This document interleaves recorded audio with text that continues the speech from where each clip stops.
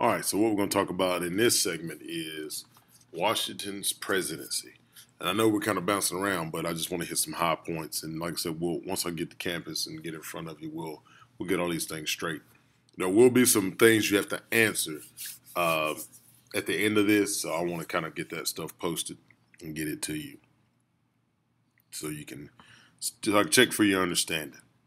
All right, so at this point, basically, the United States is economically stable, but uh, it's divided, and it faced some foreign policy challenges, especially what we talked about. We talked about the War of 1812. They had some challenges in foreign policy, so we'll talk about those as well. So the first thing is, you know, uh, you look at the cabinet. So Congress created a group of advisors. Basically, that's what the cabinet is. Some people think the cabinet is what you shut the doors on. Actually, it's not. It's a group of advisors, and they assist Washington or the president to this day. And then the Secretary of State was Thomas Jefferson, and then the Secretary of Treasury, in other words, the guy that would get the bills and look at the budget, with the Secretary of Treasury, which is Alexander Hamilton. So Congress, the first thing that happened, they had the Judiciary Act of 1789, and that created a federal court system. We talked about the three branches of government, things of that nature. So, you have your three branches of government, and it also established a Court of Appeals and also the Supreme Court.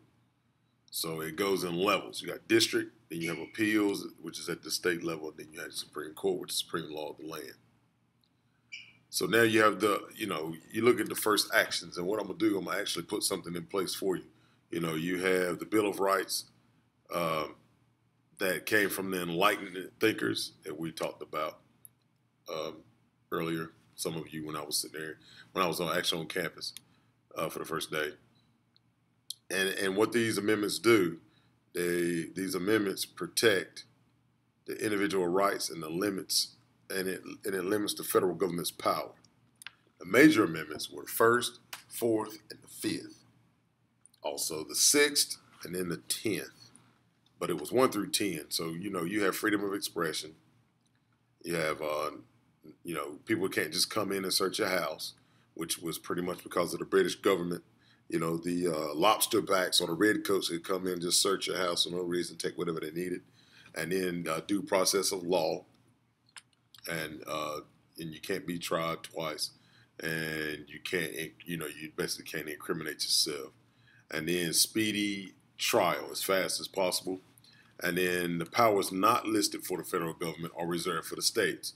So pretty much the federal government had to list the things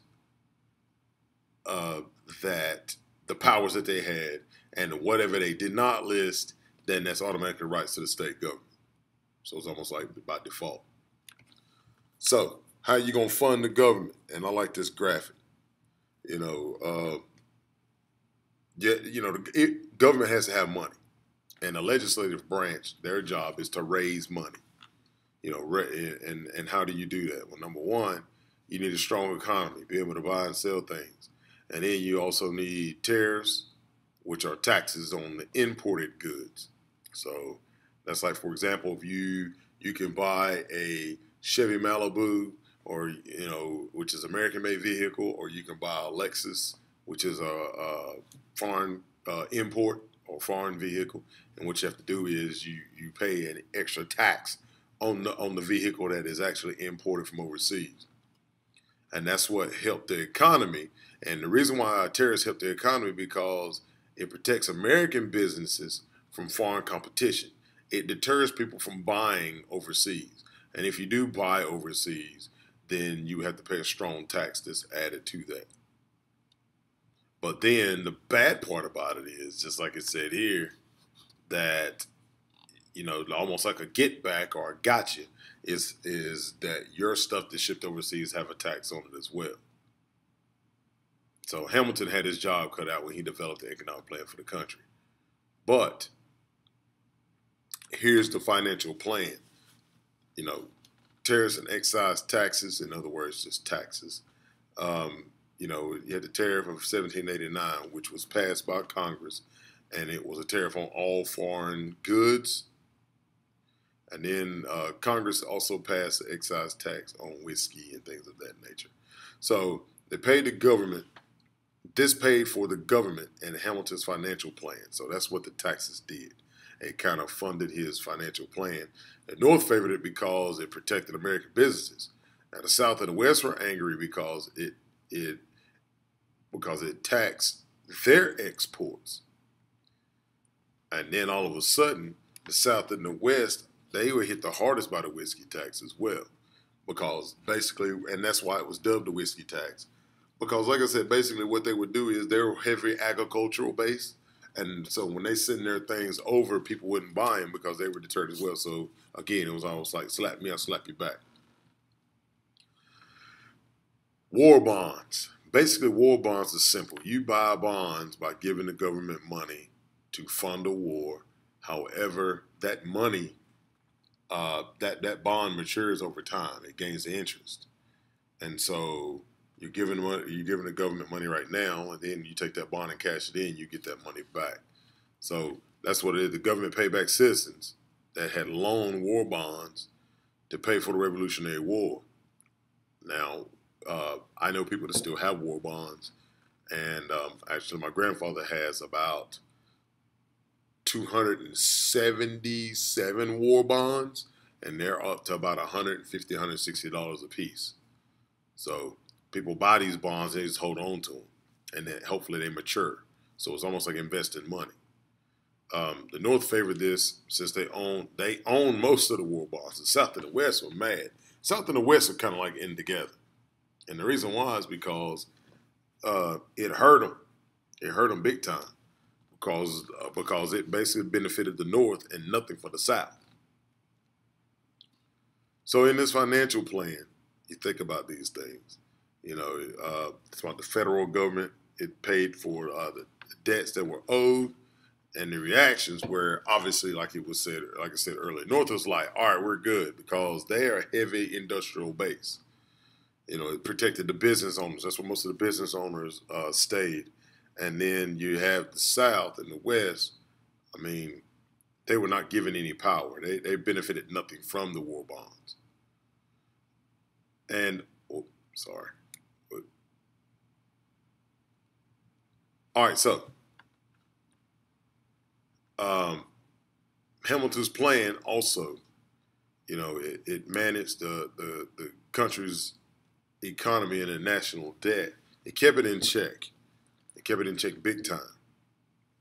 And that was a big thing. So, and this is just a picture of one of the old things. But anyway, so that plan was actually pretty good. And this is a political cartoon.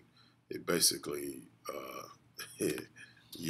most of these people here were the poor people, and also these people that were carrying, I guess, whiskey. Yeah. So when you think of the whiskey tax, it wasn't just about, whiskey at all. So just thought I'd throw that out to you. But back on track. So there was a disagreement over Hamilton's plan, and then political parties had formed. So again, you have these parties were similar to the Federalist and Anti-Federalist groups as well. So the Federalist Party, again, they favored Hamilton's plan, and then there was a strong federal government, and it weakened the state governments. The reason why, here's the thing. Bottom line, the real reason why people don't like federal governments, because it's almost as if the government is controlling everyone from a global or talking off the hill standpoint, and it's almost like a monarchy or close to a dictatorship or something of that nature, and that's what they try to get away from. The supporters of the Federalist Party, look at them, urban, wealthy businessmen. That's who loved it because of the manufacturing and the commerce. And then you have the Democratic Republican Party, and they opposed Hamilton's plan because they wanted a weak federal government, and then they wanted stronger state governments. And the reason why the strong state governments is so they could keep a toehold on slavery was one of them. And you see this right here called agrarianism. Agrarianism is basically farming. That's all. Small independent farming that strengthen the states and strengthen the states' governments. And that's why they wanted more. All right. We're going to try it again. So what I'm going to do is kind of go back down this again.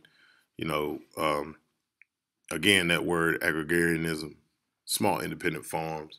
That's why you wanted. That's why some of the states, especially the South and the West, since they were farming societies, that's why they wanted to have a stronger state government. And the issue with that again was also slavery as well.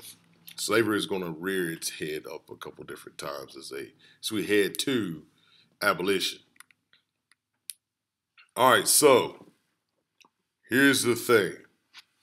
The Western farmers were angry over the whiskey tax, which I just explained earlier, and they terrorized tax collectors.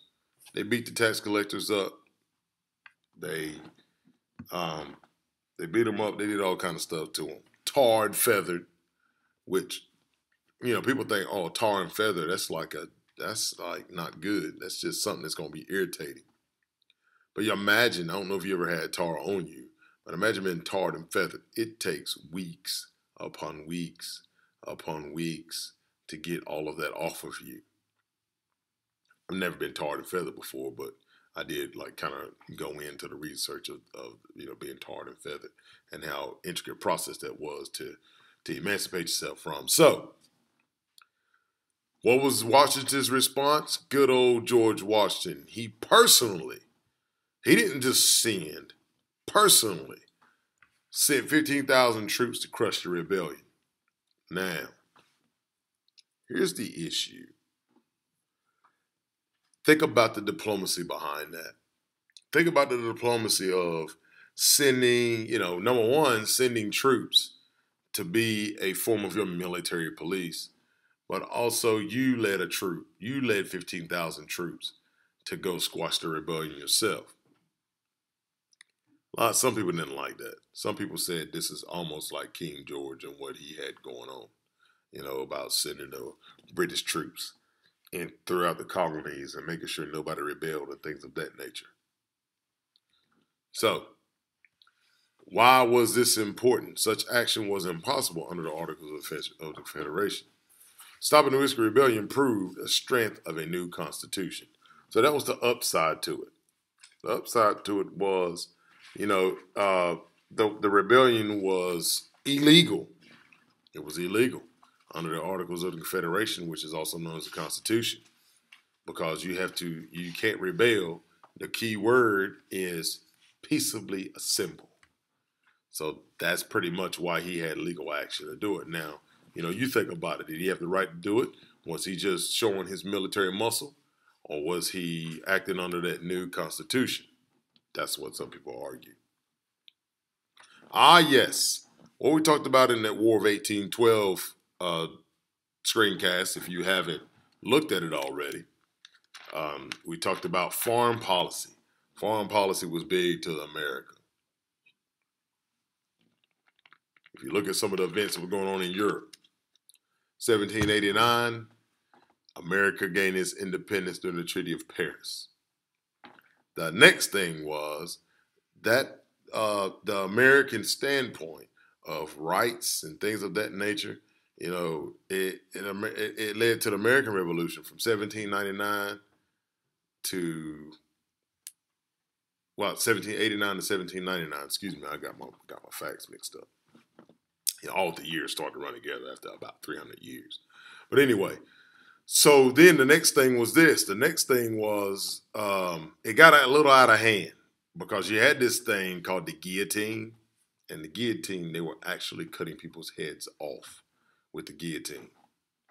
And but at the same time, it was a surgical blade. It was kind of triangulated. And also, triangulated. And what would happen is, and a lot of people were actually, they were disappearing. and so America traded with both countries. So America was trading their their materials. However, anytime you involve money, you also involve the politics piece. So the new America was divided because just because America won its independence doesn't mean that 100% of the people were for the the weak central government. In other words, some of them were still loyal to the crown and a strong central government. Then you had the Democratic Republicans who supported a weak central government and geared towards states' rights. So that was the issue that was going on, and so that was and that was also part of the War of 1812 as well, because the foreign policy is how we actually gain money. Then you had the foreign policy issues. So America was like, no, we're going to stay neutral in this. We're not going to jump in this. And America could not pick a side, but they would try to trade with both countries. And the bad thing about it was, again, you can't be neutral when two people, if you're neutral in a situation like this, eventually both sides are going to end up hating you. But the way Britain made France choose, or made America choose, was when they started the impressment. And that's what we talked about, impressment. And I'll keep saying it because it was a huge thing. They would kidnap the sailors of American merchant ships and make them fight for the British, because they were saying, you know what? Just because you're a different country, your relatives live in Britain. So therefore, you have British blood running through you. And any British should be fighting for the crown. And they would actually make them enlist in the army, in the British Army. So how would create a fallout between America and Britain? Easy. If merchant ships couldn't take things back and forth across the water, then America was losing money and citizens at the same time. So that was how Britain made America draw their line in the sand and made them think, okay, this is the way I'm going to go. Britain also used forts in Western America to give the Indians weapons to attack the settlers. So Britain was like, listen, you don't like the Americans? Here's some things right here that's going to even the playing field for you. And so that was some of the issues as well. And then you had this thing going on. This did not help the policy or diplomacy between the settlers, European settlers, and the Native Americans. So here's what you had. You had American settlers that were moving across the Appalachian, because you had the Louisiana Purchase and all that stuff, which we'll talk about later. And then they were moving into fertile farmland. And the Indian tribes were like, listen, you've already marched us, not necessarily Trail of Tears yet, but you've already marched us a certain distance, and now you're coming back. And they done a couple different things. Number one, they would, here's what the Native Americans would see. The Native Americans would see a small group of white men with papers and tools walk into the woods. And then next thing you know, you would see people coming in and they would start cutting down trees and building things, and it was pushing Native Americans out. So whenever Native Americans saw Western Europeans or white people, they automatically were thinking, this is not going to be good. And what they would do is they would, if the Indians rebel, what they would do is they would take and they would beat them up real bad, because of technology differences, and then they would sell the children and some of the women off as slaves. So that's what was going on at that time. And then you had conflict compromise. We had the Battle of Fallen Timbers, where you had American forces. They just pretty much squashed the Indians out, like I was talking about.